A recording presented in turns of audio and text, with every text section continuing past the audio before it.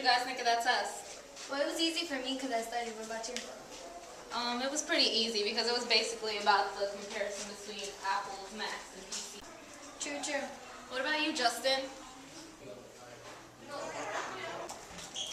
Justin. Justin! Oh, what? Did you hear us? Hey, what? Never mind. Why are we looking over there? Nothing. Just don't worry about it. I hate this freaking computer. Should we go over there? I don't know. I'm never gonna get this paper done. Come on, Justin. Nah. I'm okay.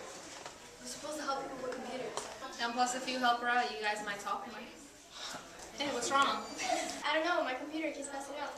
Well, we know about computers. We can help you out. If you want. Yeah, sure, it's fine. So what's wrong with your computer? It keeps shutting down. Well, Justin's good with that sort of thing. Right, Justin? I guess.